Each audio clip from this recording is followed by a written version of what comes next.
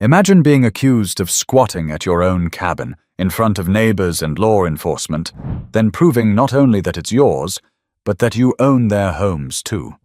Imagine pulling into a place you've known your entire life, only to have someone tell you that you don't belong there. That was the situation facing Silas Trenholm on a warm Friday afternoon in early June.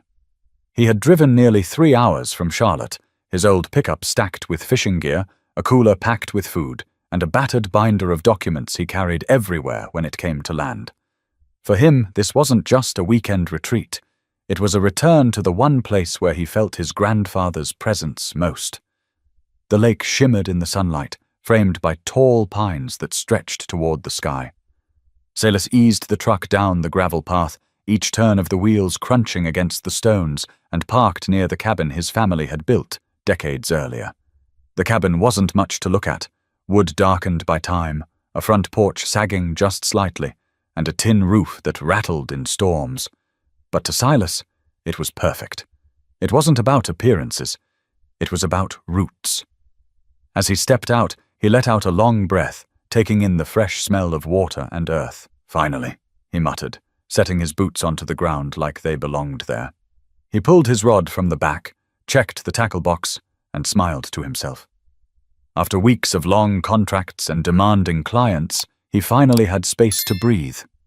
But here's the thing. Silas wasn't just any man with a weekend getaway. Over the years, while others were busy arguing at town meetings or building subdivisions, Silas had been making quiet moves. Buying land, negotiating parcels, signing deals when others didn't even notice. And eventually, piece by piece, he ended up holding deeds to almost everything surrounding that lake. Roads, shorelines, even the wooded trails people used without a second thought, they all fell under his name. Silas owned more than most knew, and he liked to keep it that way. He carried his cooler inside, setting it on the worn kitchen counter. The cabin smelled faintly of cedar and dust, but it was home. He pulled back the curtains, letting sunlight filter across the wooden floorboards. He set down his grandfather's pocket knife on the table, a ritual of sorts. Every visit began and ended with that knife in plain view, a reminder of the man who taught him what hard work meant. Just as he was preparing to head back out for more gear, Silas heard something unusual. It wasn't the call of birds or the rustle of leaves. It was a sharp voice cutting through the still air. "Excuse me, what do you think you're doing?" He turned to see a woman marching up the drive, her posture stiff, her sunglasses flashing like mirrors in the sun. She wore a tailored blouse and carried a clipboard tucked under her arm. Her stride was quick, her tone sharp, and her eyes locked on him like he was trespassing in her backyard. Silas wiped his hands on his jeans. "Afternoon. Can I help you with something?" The woman planted herself at the edge of the porch steps. "Yes, you can explain why you're unloading things at this property. Are you renting it? Because we have strict rules about short-term stays here." Silas tilted his head, unsure if he'd heard correctly. "Renting it? Ma'am, this is my cabin." She gave a tight laugh, the kind people use when they don't believe a word you've said. "That's not possible. This area falls under the jurisdiction of the Lakeview Homeowners Association, and I don't recall approving anyone by your name." He let out a slow breath, already sensing this wasn't going to be a 2-minute conversation. "Name's Silas Trenholm. My family's owned this place for generations."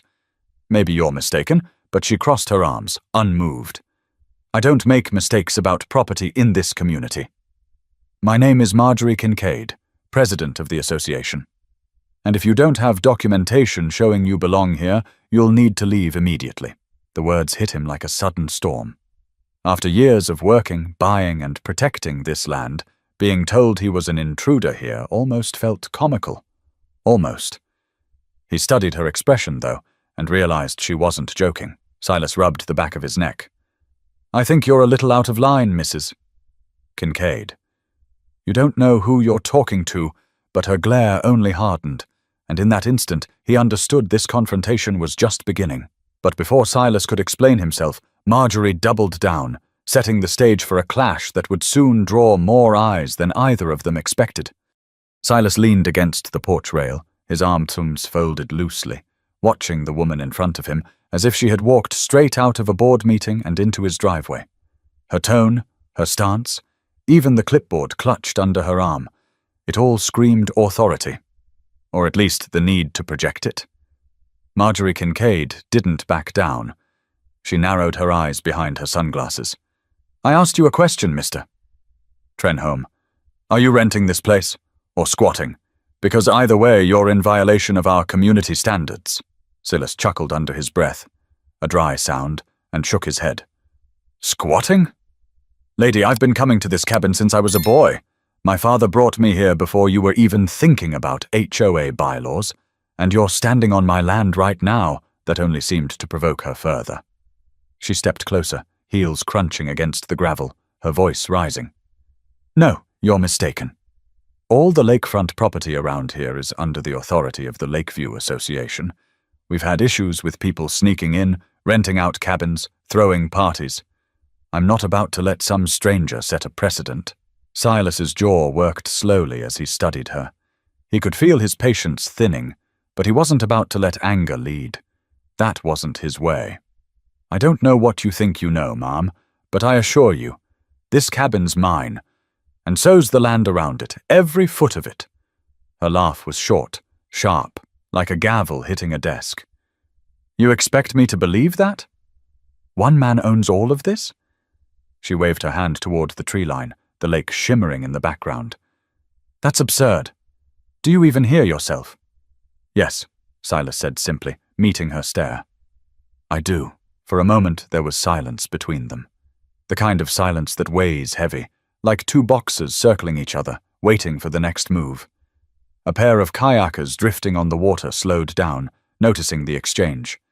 Even a jogger on the far path paused, pulling an earbud out to listen. Marjorie broke the silence first. "Listen, Mr. Trenholm, or whoever you claim to be. I don't know what scheme you're running, but rules are rules. If you don't provide documentation immediately, I'll have to contact the authorities." Silas exhaled, long and measured. He wasn't shocked. That much was clear from the steady look in his eyes. He'd seen people like Marjorie before, people who believed authority was theirs by default, who assumed their word carried more weight than the truth itself. But the way she dismissed him so quickly struck something deeper. "Ma'am," he said, voice steady, "I don't answer to your rules. I've got more paperwork in that cabin than you've got in that clipboard. Deeds signed, sealed, and recorded. My grandfather bought the first plot back in 1949. I've been buying up land ever since. You can call whoever you want, but nothing changes the fact that this is mine." His words didn't move her. If anything, her grip on the clipboard tightened. "You can talk all you want, but talk doesn't prove a thing. You're standing on HOA-controlled property. That's trespassing." Silas raised an eyebrow. "Trespassing? On my own porch?" He couldn't help but laugh, the absurdity bubbling up despite the tension. "Lady, you're standing on my land right now, accusing me of being where I've been since I was 12 years old. If anyone's trespassing, it might be you." That line drew the first ripple from the small crowd gathering at a distance. A few neighbors shifted closer, whispering. Phones began to appear in hands, screens glowing as lenses captured the exchange. Marjorie noticed the attention but refused to back down. She lifted her chin. "Enough of this. I've asked you nicely. If you don't pack up and leave, I'll have no choice but to call the sheriff." Silas didn't flinch. He stared at her for a long moment, then glanced at the gathering neighbors. "Go ahead," he said finally, voice calm, almost weary. "Call them. I'll be right here when they come." The words hung in the air. Marjorie shifted on her feet, clearly expecting him to panic or scramble for an excuse. Instead, his calm only unsettled her more. "Don't think I won't," she shot back, fishing her phone from her purse. Her fingers flew across the screen as she muttered into the receiver. "Yes, I need deputies at Lakeview Subdivision immediately. There's a suspicious man refusing to leave private property." She shot Silas a pointed look, as though trying to prove a point. "Yes, he's being hostile."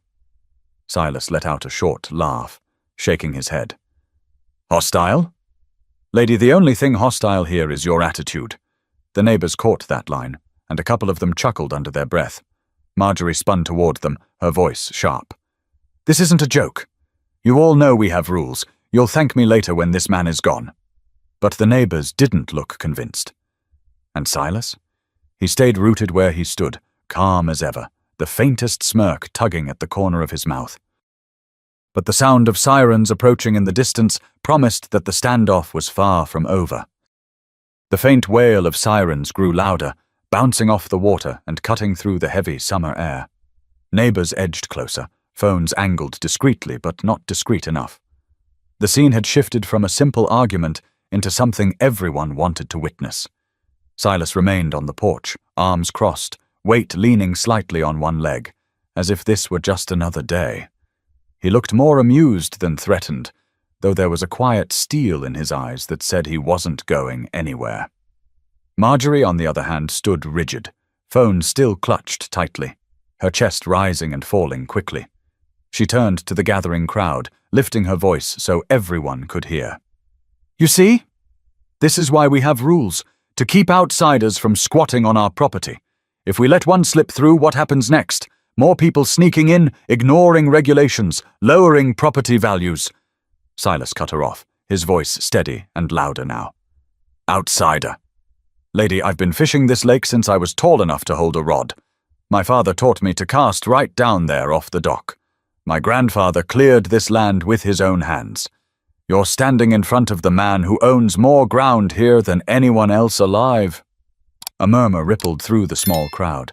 A couple of neighbors exchanged looks, one whispering, "Wait, did he just say he owns the land?" Another pulled up the county property records on her phone, curiosity etched across her face. Marjorie didn't acknowledge the whispers. She locked her eyes on Silas like he'd just insulted her directly. "That's a lie. Pure and simple. No one man owns this much. And if you think waving family stories around is going to change the fact that you're trespassing, you're mistaken." Silas gave her a long look. "You want proof? Fine. When the deputies get here, I'll show them what I've got. But let me warn you, Mrs. Kincaid, when you find out the truth, it's not going to be me standing here embarrassed." That jab landed. Her lips pressed into a thin line, but instead of retreating, she stepped closer, climbing the first step of the porch. "Don't you dare threaten me. I know people like you, men who think they can bend rules to fit themselves. You probably sweet-talked some clerk or took advantage of a loophole, but in this community we follow order." Silas didn't move. His eyes narrowed slightly. "Ma'am, I don't need loopholes. I've got signed deeds, stamped by the county, filed fair and square. You want to talk order? Order is when people respect the truth, not when they bully others because they don't like what they hear." The neighbors shifted again. One man in a baseball cap called out, "Hey, Marjorie, maybe let the deputies sort this out." No harm in checking the paperwork before making accusations. She spun toward him, voice sharp. "This isn't your concern, Harold. Stay out of it." Harold lifted his palms but didn't back away. "Just saying. The guy doesn't look like he's hiding anything." That little comment only fueled her fire. She turned back to Silas. "You see what you're doing? Undermining authority, stirring doubt, dividing the community. That's exactly what I won't allow." Silas laughed softly. "You're doing a fine job of that yourself." The sirens cut off abruptly as two sheriff's cruisers rolled up the gravel path, lights still flashing. The tension tightened, every eye now fixed on the scene. Two deputies stepped out, hands resting near their belts, scanning the situation. "Afternoon," one called out, his tone professional but cautious. "What seems to be the issue here?" Marjorie immediately straightened, marching toward them like she was leading the charge. "Officers, thank goodness you're here. This man is trespassing on private property. He refuses to leave. He's hostile and disruptive. I demand he be removed immediately." Silas remained where he was, his voice calm but carrying across the yard. "Afternoon, officers. Name's Silas Trenholm. This is my cabin. And before you listen to another word of nonsense, I've got a stack of deeds in that binder inside, proving not just this property, but the land around it belongs to me." The deputies exchanged a look, their expressions shifting from casual to cautious curiosity. One of them raised a hand. "All right, let's take this one step at a time. Ma'am, you'll have your chance. But first, sir, you got identification and documents to back up your claim." "Sure do," Silas replied. He turned, opened the cabin door, and walked inside slowly, returning with the thick binder under his arm. He placed it on the porch rail and flipped it open. The sound of paper and plastic sleeves rustling filled the silence. Marjorie scoffed loudly. He could have printed anything off the internet. That doesn't mean it's legitimate. Silas didn't even look at her. He slid one deed toward the deputy, pointing to the official seal and recording number. Filed at the county office. You can call and confirm it right now. I've got dozens more just like it. The deputy leaned in, his eyes narrowing as he examined the document. He lifted his radio. Dispatch, need a quick check on property records for a Silas Trenholm, Lakeside parcel, recorded May 12th, 2008. The air grew heavier. Neighbors whispered. Phones recorded every second. Silas stood calm, his hand resting lightly on the binder. Marjorie, meanwhile, shifted uncomfortably, though her mouth still worked, firing off under her breath. Fake, loopholes, manipulation. But as the deputy waited for the response over his radio, the balance of power in the yard began to shift, and everyone could feel it. The crackle of the deputy's radio filled the charged silence. Every head turned toward his shoulder mic as dispatch responded. Copy that. Records show property at Lakeside parcel is listed under Silas Trenholm. Multiple adjoining parcels also under his name. Confirmed. Over. The deputy raised his eyebrows, looking from the document in his hand to the man standing calmly on the porch. Well, he muttered. That checks out. The crowd of neighbors buzzed with low chatter. Phones tilted higher. A woman near the back whispered, Did she really call 911 on the guy who owns the whole place? Another laughed nervously, covering her mouth. But Marjorie wasn't ready to give up. She stepped forward, her voice sharp, carrying over the murmurs. No, that can't be right. He's lying, or there's some mistake in the system. Officers, don't you see what's happening here? He's manipulating the records. People like him find ways to— People like me? Silas interrupted, his tone calm but edged. He fixed his eyes on her, and for a moment the noise of the crowd seemed to vanish. You don't even know me. You didn't ask who I was, didn't ask where I'm from. You saw a man unloading gear at his own cabin and decided I didn't belong. That says more about you than it does about me. The deputy cleared his throat, breaking the tension. Ma'am, the records are clear. Mr. Trenholm owns this cabin and a good deal more land besides. There's no trespass here. Marjorie's face flushed, but she doubled down. I don't care what the records say. This community has rules. We have bylaws, regulations. He's not above those. Silas lifted his binder again, pulling out another set of papers. Actually, I am. Because every road you drive, every path you jog, every dock you fish from, it's all on land that I own. Your association has no authority over me, and it never has. Gasps rippled through the group. Someone in the back muttered, Is that true? Can he really own all that? Another answered, Looks like it. Marjorie's voice climbed higher, teetering on the edge of panic. This is outrageous! You can't let one man control everything. Officers, do something. Arrest him if you have to. One of the deputies raised a hand firmly. Ma'am, that's enough. He hasn't broken any laws. You made the call, we came, and we've verified the property records. Unless you have evidence of a crime, this matter's resolved. Marjorie stared at them in disbelief, her mouth opening and closing without sound. Her grip on the clipboard was so tight, her knuckles whitened. Finally, she blurted, This is harassment! He's harassing me! Silas let out a soft laugh, shaking his head. Lady, I've said less than 10 sentences since you walked up my drive. The only person doing the harassing here is the one shouting at me in front of a crowd. The neighbors chuckled. Even the deputies exchanged a glance, the corner of one's mouth twitching. Marjorie spun toward the crowd, desperate now. Don't you see? If we let him claim all this power, he'll ruin everything we've built. He'll tear apart this community. Property values will plummet. Our rules will mean nothing. But the crowd didn't look convinced anymore. A man holding his phone said aloud, Seems to me the only one tearing the community apart is standing right there with the clipboard. Laughter broke out, low at first, then louder. The sound of it struck Marjorie harder than Silas's calm defiance ever had. She raised her chin, but her eyes darted nervously toward the flashing red light of half a dozen cameras. Silas turned back to the deputies, voice even. Am I free to go about my day now? I was hoping to get some fishing in before dark. The deputy nodded. You're clear, Mr. Trenholm. Sorry for the trouble. You're well within your rights to be here. Silas gave a small nod of thanks. No trouble, officer. Not for me, anyway. The words landed like a stone dropped in water.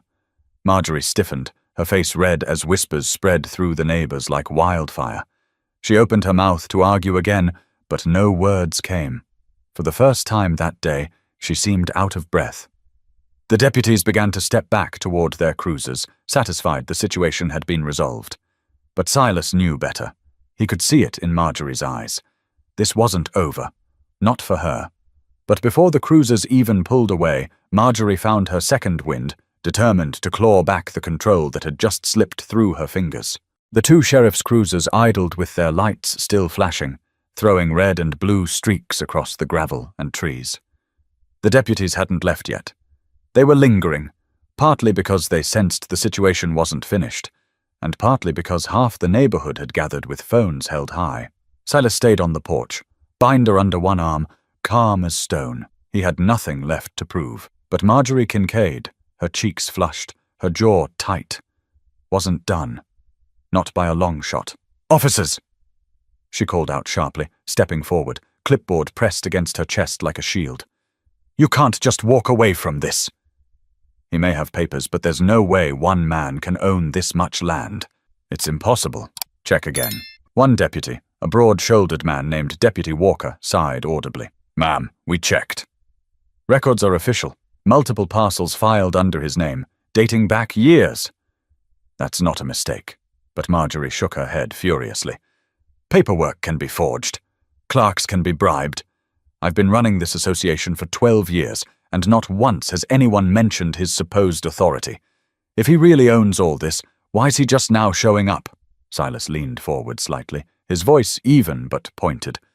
Because I don't have to answer to you, that's why. I've been coming here for decades, quietly, without needing your approval. And now that I finally decided to spend more time here, you decided I don't belong. That's the only reason we're standing here arguing. The crowd muttered agreement. Someone near the back said loudly enough for everyone to hear. He's right. I've seen him here before. Never caused trouble, the other deputy, a younger man named Deputy Perez, turned toward Marjorie, his patience thinning. Ma'am, I'm going to be direct. Calling 911 for a civil matter like this isn't what emergency lines are for. The man hasn't committed a crime. You've accused him without evidence. If this continues, you could be the one facing consequences. The words hit her like a slap. For the first time, a flicker of doubt crossed her face. But it vanished quickly, replaced by indignation. You're taking his side. I'm a tax-paying resident, the elected head of this community. You should be listening to me. Silas chuckled softly and shook his head. Funny thing, Mrs. Kincaid. You keep saying this is your community, but the truth is you're standing on mine. Gasps broke out in the crowd. A woman whispered, He said it again, his land. Another man muttered, and he's right. HOA's been running people ragged for years. Marjorie's grip tightened on her clipboard. She pointed a finger at Silas. You think you can just wave some papers around and intimidate me? You won't scare me off.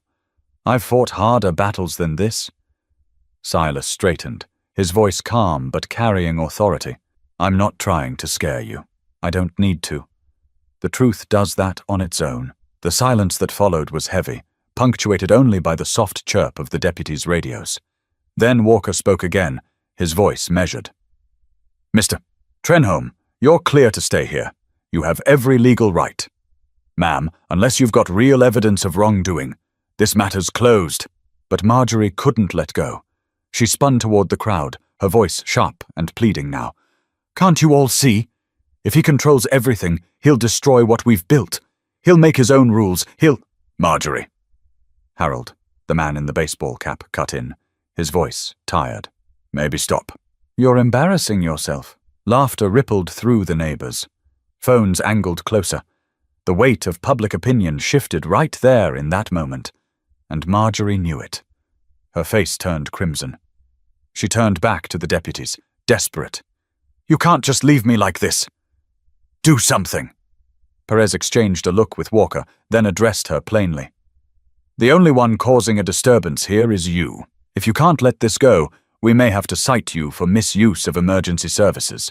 A sharp intake of breath rippled through the crowd. Marjorie froze, her bravado slipping. The possibility of being cited, her record tarnished, her reputation stained, was the one thing she hadn't prepared for. Silas saw the shift and spoke gently now, almost like he was offering her a way out. Mrs. Kincaid, you could just walk away. Admit you jumped too fast. We've all made mistakes. This doesn't have to go any further. Her lips trembled, her eyes darting to the neighbors' cameras. Pride warred with fear, but pride still held the upper hand. No, she whispered hoarsely. I won't back down, Silas sighed, shaking his head slightly. Then you're about to learn the hard way that power doesn't come from shouting the loudest. It comes from being right. But even as the deputies prepared to wrap things up, the crowd's reaction was only beginning, and the fallout would spread faster than either of them could predict. The heat of the afternoon seemed to press down harder as the moment stretched. Silas stood steady with his binder, while Marjorie clutched her clipboard like it might keep her from unraveling in front of everyone. The deputies were done arguing, but the neighbors weren't leaving. Phones hovered in the air, waiting to catch the next thing said, the next small explosion. Silas flipped open the binder again, slowly this time, letting the sound of plastic sleeves sliding against each other carry through the silence. He pulled out one deed, then another, and laid them across the porch rail like playing cards. Each bore the same bold name. Silas Trenholm. You want to see authority? He asked, his voice even, almost conversational. Here it is. This deed covers the dock down by the water. This one covers the gravel road you drove in on. And this one covers the lot your subdivision sits on. Mrs. Kincaid. All filed legally, all recorded with the county gasps cut through the crowd. One man in the back shouted, He owns the subdivision! A woman pulled her sunglasses down, squinting at the papers. Another whispered to a friend, No wonder he looks so calm. Marjorie shook her head, her voice shrill. That's impossible! If you owned all that, we would have known. The board would have been notified. Silas looked directly at her. The board doesn't outrank the county courthouse. Just because you didn't know doesn't mean it isn't real. Deputy Walker leaned closer to the papers, his finger tracing the seals. Everything here looks official. Dates, signatures, recording numbers, they all check out. He straightened and faced the crowd. As far as the law is concerned, Mr. Trenholm is the rightful owner of all this property. Period. The declaration dropped like a stone into water. Neighbors whispered fiercely, some shaking their heads, others glancing at Marjorie with thinly veiled smirks. One woman, older and sharp-eyed, spoke just loud enough to cut through. All these years of her barking orders, and she never even knew who really held the cards. Marjorie's face went scarlet. She jabbed a finger toward Silas, her voice trembling with fury. You think this changes anything? Ownership doesn't give you the right to disrupt our order. Our community thrives on structure. On rules? Silas tilted his head, his voice calm but firm. Rules are fine when they're fair, but when they're used to bully and intimidate, they stop being rules. They become weapons. And I'm not about to let you weaponize this place against me, or anyone else. Murmurs of approval rose from the crowd. A young father holding his toddler muttered, Finally, someone said it. Marjorie looked around, realizing the support she once counted on was slipping like sand through her fingers. The neighbors who once nodded at her every word now looked skeptical, even amused. Cameras stayed trained on her, their little red recording lights like dozens of tiny spotlights. Deputy Perez spoke carefully. Ma'am, I'm going to be blunt. At this point, there's no crime here. What I see is a lawful property owner being harassed. I suggest you stand down before this becomes a problem for you. Her lips quivered. For a second it seemed she might relent, but then she snapped her chin up, clinging to what little ground she thought she had left. You're all blind. He'll ruin everything. You'll regret siding with him. Silas leaned forward on the porch rail, his eyes steady. You keep saying, this is about me, but it's not. It's about you, about how you can't stand not being in control. You called the law on a man minding his own business. You accused me in front of my neighbors. And now the truth's out, and you can't stand it." The words landed with the weight of a gavel. A murmur of agreement rolled through the crowd. Someone clapped once, then stopped when Marjorie shot them a glare. Silas gathered the deeds back into the binder, snapping it shut. "This cabin isn't just a place to fish and rest. It's my family's legacy. You don't erase that with a clipboard and a loud voice. And if you don't like it, well, maybe it's time you rethink what leadership really means." The deputies exchanged one final look. Walker nodded. "We're satisfied. Mr. Trenholm, you're within your rights. Ma'am, I suggest you let this go." The crowd began to disperse slowly, though plenty of phones stayed raised. People whispered as they walked, some shaking their heads, others grinning. For the first time in years, the queen of the HOA had been knocked off her throne. Marjorie stood frozen, the clipboard trembling slightly in her hands, her face a mask of fury and humiliation. She opened her mouth, but no words came. And in that silence, Silas turned, picked up his cooler, and walked back into his cabin like nothing had happened.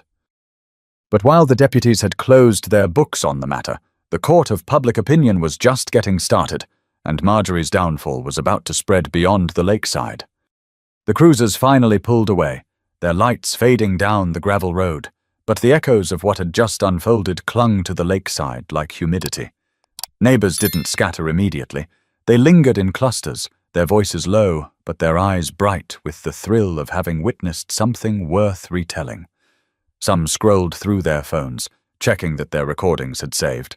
Others sent clips off with quick taps, the events already leaving the driveway and racing toward the wider world.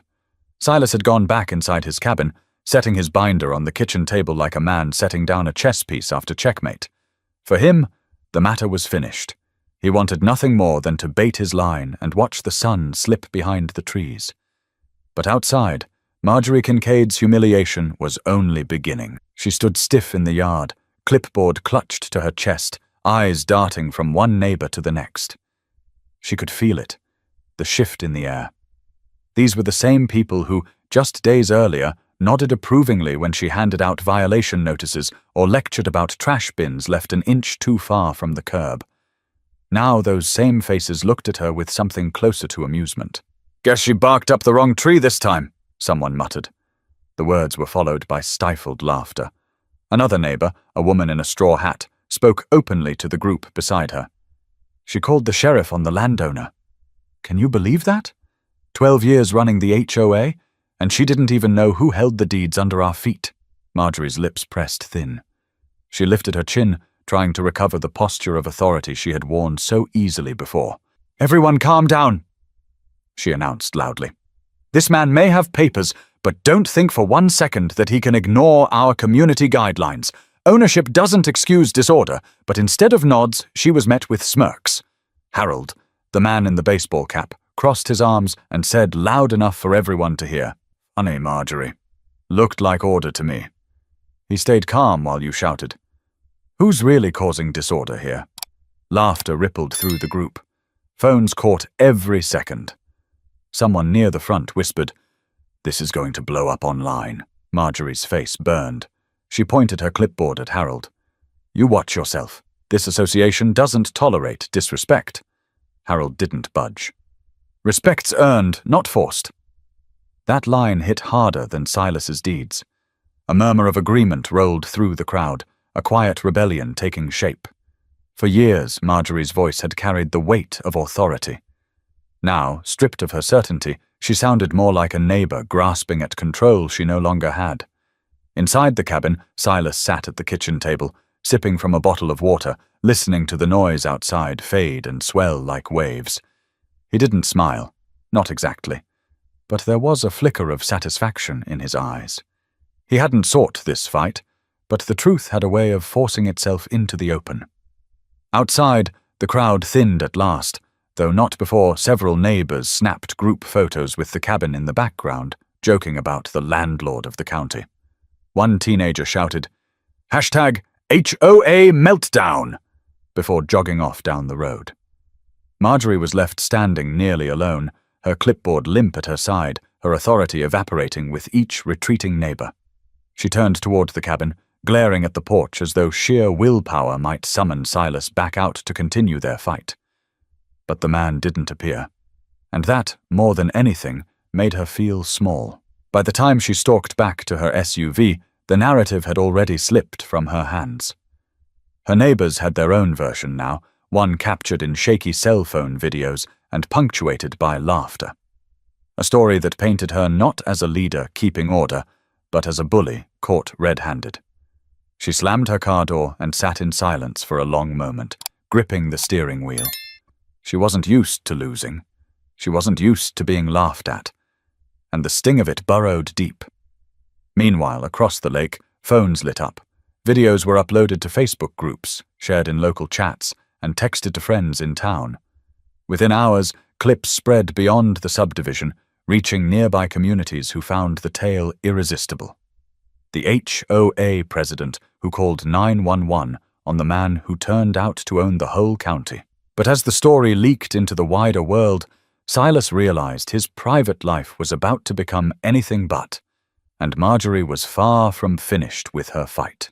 By the next morning, the story had already taken on a life of its own.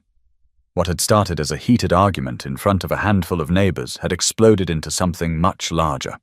The videos were everywhere, Facebook groups, local Reddit threads, even circulating through text chains at the diner in Hickory Grove and the coffee shop in Rock Hill. People who had never stepped foot near the lake were suddenly debating the showdown between Silas Trenholm and Marjorie Kincaid. The clips varied in length, but they all had one thing in common: Marjorie's raised voice, Silas's calm replies, and the deputies confirming his ownership. The comments wrote themselves. Classic HOA power trip. She tried to kick out the man who owns her street. Silas handled that better than I ever could. By Saturday afternoon, Silas's name was trending locally. A reporter from the Charlotte Observer left a message on his phone. A podcaster out of Columbia sent an email asking for an interview. Silas ignored them all. He hadn't wanted the spotlight. He wanted quiet mornings on the dock, afternoons with a fishing pole, evenings with a book on the porch. But that privacy had been fractured, and he knew it might not return. Meanwhile, Marjorie was facing a storm of her own. Her inbox filled with emails from angry residents demanding answers. Some wanted to know how she could be unaware of who owned the land. Others were furious she had wasted county resources by calling 911 for what turned out to be nothing. A few even called for her resignation. At the grocery store in town, whispers followed her down the aisles. One man chuckled openly as she passed. "Ain't you the lady who tried to throw out the landowner?" he asked, grinning. She flushed and hurried away. The HOA board called an emergency meeting at the clubhouse. The atmosphere was tense, the usual polite nods and greetings absent. One board member, a retired teacher named June Lattimore, laid it out plainly. "Marjorie, you embarrassed this association. You embarrassed all of us, and you've turned neighbors against one another." Marjorie bristled. "I was protecting our community. If we let one man bypass the rules, everything falls apart." But June shook her head. "That one man owns the ground under our feet. You didn't just enforce rules, you tried to humiliate him. And it backfired. The whole county's laughing at us now." The board fell into uneasy silence. For the first time, Marjorie felt the walls closing in. Authority she once wielded effortlessly was slipping through her fingers. Back at the cabin, Silas sat on the porch with his fishing rod propped beside him. A neighbor stopped by, a woman named Carol, who had lived in the subdivision for 20 years. She carried a small basket of muffins and a sheepish smile.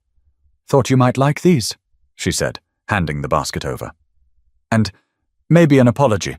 A lot of us went along with the HOA because it was easier, but yesterday, you showed us we don't have to let one person run the show." Silas gave a quiet smile. "Appreciate that. I'm not here to run anybody off. I just want peace." "Same as everyone else," Carol nodded, her eyes thoughtful. "Peace doesn't always come easy around here, but you might have started something good, whether you meant to or not." Word of mouth carried faster than the videos. By Sunday, folks who'd never spoken to Silas before were waving from their porches, dropping by to introduce themselves, even jokingly asking if they needed his permission to mow their lawns. He laughed along, but kept his responses short.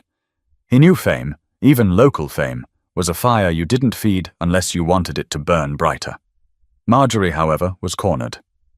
At church that weekend, the pastor offered a sermon about humility and listening before speaking. The message wasn't aimed at her, but every glance in her direction made it feel that way. She sat stiffly, refusing to look at anyone. By Monday morning, a petition was circulating to remove her as HOA president. Signatures piled up quickly. People who once tolerated her rigid enforcement now saw her as a liability, someone who had dragged their community into national ridicule. And through it all, Silas kept fishing, kept tending his cabin, kept his grandfather's knife on the table inside. He didn't gloat, didn't fan the flames, didn't answer the reporters' calls. He simply lived the way he always had, quiet, steady, rooted in the land that was rightfully his. But late one evening, as the sun dipped low and the lake turned gold, Silas found himself reflecting on what the whole ordeal really meant, and the lesson hidden inside all the shouting and laughter. The lake was calm that evening, its surface a mirror catching the last streaks of orange and pink before night fully took hold. Silas sat on the edge of the old wooden dock with his boots dangling just above the water. His fishing rod lay beside him, forgotten for the moment. Instead, he held his grandfather's pocket knife in his palm, flipping it open and closed with the slow rhythm of thought. The weekend hadn't gone as he planned. He'd wanted peace, silence, the kind of stillness that only came from water lapping against the shore and wind pushing through pine trees. Instead, he had been thrust into a spotlight he never wanted. Yet as he sat there, listening to frogs begin their evening chorus, he realized the chaos had forced him to face truths he had been ignoring. He thought back to the look in Marjorie Kincaid's eyes when the deputies confirmed his ownership. Anger, yes, but underneath it something else. Fear. Not fear of him, but fear of losing control. He'd seen that look before, in clients who refused to admit a mistake, in men on job sites who hated taking orders from someone younger. Control was a powerful drug, and once someone tasted it, they clung to it with both hands. Silas ran his thumb along the knife's handle. Funny, he muttered to himself. Owning all this land, and I never once felt the need to lord it over anybody. But she thought a clipboard gave her a crown. The truth gnawed at him. It wasn't just about land or property lines, it was about the way people treated each other. Too often, folks jumped to conclusions, let pride blind them, or believed authority gave them the right to trample over others. He remembered his father's voice, rough and steady, teaching him years ago out on this very dock. Respect is simple, son. You give it until someone proves they don't deserve it. And even then, don't waste your time with shouting. The truth's got a way of doing the shouting for you. That advice had never felt more real. Silas hadn't needed to raise his voice once. He hadn't needed to wave his deeds around like a trophy. All he did was stand still and let the truth sit there in plain sight. And it had done the work for him, but he also knew something else. Humiliation cut deep. Marjorie's pride had taken a blow, and a wounded pride often came back swinging. He doubted she would let this go easily, and yet part of him hoped she would learn from it, just as he had learned something from her. Because the lesson wasn't only hers. Silas realized he had been too quiet for too long.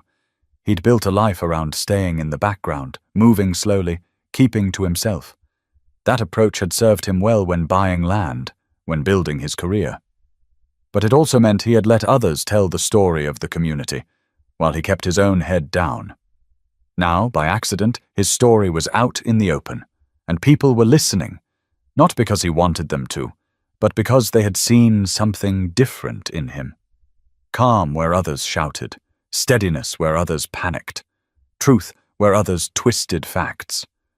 He sighed, flipping the knife shut. Maybe that's the real lesson, he whispered. Doesn't matter how much land you own. What matters is how you stand when someone tries to take your place. The crickets grew louder as night settled in, and Silas leaned back on his hands, staring at the sky turning from orange to deep purple. He thought about his neighbors, the ones who had stopped by with muffins, the ones who had whispered support in the crowd. People were tired of being told what to do by someone who mistook power for leadership. Maybe they were ready for something better, not more rules, but more respect. He didn't want a title. He didn't need recognition. But if his story, caught on shaky phone videos and shared across town, gave people the courage to question authority when it went too far, then maybe the embarrassment of the weekend had been worth it. Silas stood, pocketknife tucked back into his jeans, and picked up his rod again. The water rippled gently as he cast his line into the fading light. The world had changed around him, but the lake remained steady, quiet, eternal. But even as he settled back into the rhythm of fishing, the story outside the lake was still spinning, and it was clear the final chapter hadn't yet been written. By the middle of the following week, the story had spread further than anyone around the lake could have imagined.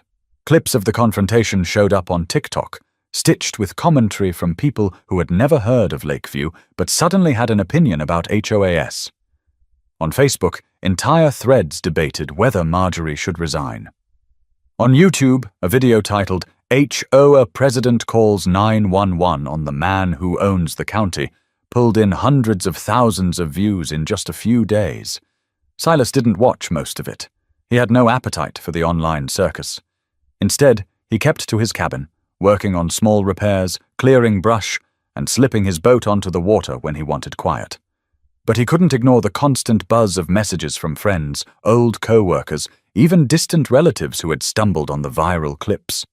Some laughed, some congratulated him, and some warned him to be careful, because fame, even accidental fame, came with a cost. For Marjorie, that cost was steeper. By Thursday, the HOA board had held another emergency meeting. This time, dozens of residents showed up, not to support her, but to demand accountability. Voices rose. One man shouted, "You embarrassed us all." Another woman waved her phone in the air, playing the clip of deputies confirming Silas's ownership. "You made us look like fools," she said, her voice trembling with anger. The board voted. Not unanimously, but decisively enough. Marjorie was stripped of her role as president. The clipboard that had once symbolized her authority was now nothing more than a piece of plastic tucked under her arm as she walked out of the meeting hall in silence. Back at the cabin, Silas learned about it from a neighbor who stopped by to share the news. He listened quietly, nodding once. "I never wanted her job," he said softly. "And I still don't. I just want to be left alone." But the neighbor smiled knowingly. "Maybe so. But whether you like it or not, people see you differently now. They see you as someone who stood up without shouting, someone who proved you can fight back with facts and dignity. That matters." Silas didn't respond right away. He looked out across the lake, the water catching the reflection of the fading sun. He thought about his father, about his grandfather, about the knife still resting on his kitchen table. Legacy wasn't just about land or ownership. It was about teaching people, by example, what it meant to carry yourself with quiet strength. That weekend, kids rode their bikes past the cabin, waving at him like he was a local celebrity. Parents smiled and said hello, some of them stopping to ask questions about the history of the land. A few admitted, sheepishly, that they had once believed every word Marjorie said without question. But after what happened, one man admitted, we realized maybe we'd given too much power to someone who didn't know how to use it. Silas accepted their words with the same steady calm he had shown throughout the ordeal.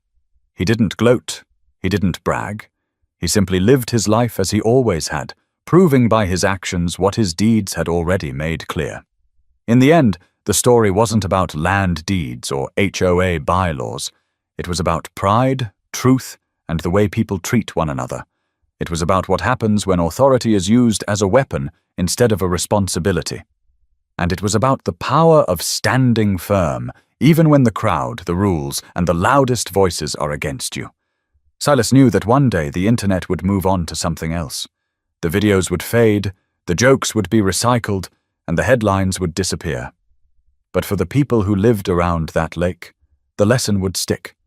They had seen what happened when someone tried to bully the wrong man. They had seen that calm, truth, and patience could win against arrogance and noise. As Silas sat once again on his porch with his fishing rod beside him and the evening breeze drifting through the trees, he felt a quiet sense of closure. Not victory, he had never wanted a fight, but clarity. A reminder that standing on the side of truth doesn't always require shouting. Sometimes it just requires not moving when someone tries to push you off your own ground. And maybe that's the real lesson worth sharing. Respect isn't about rules or titles. It's about listening before you judge, speaking carefully before you accuse, and remembering that the loudest voice isn't always the right one. If you enjoyed this story and believe more people should hear lessons like this about standing your ground, about the danger of pride, and about the power of quiet strength, make sure to subscribe to the channel. Stories like this remind us not just of what people can do, but of who we can choose to be. Because in the end, truth has a way of speaking for itself. And when it does, it speaks louder than any clipboard ever could.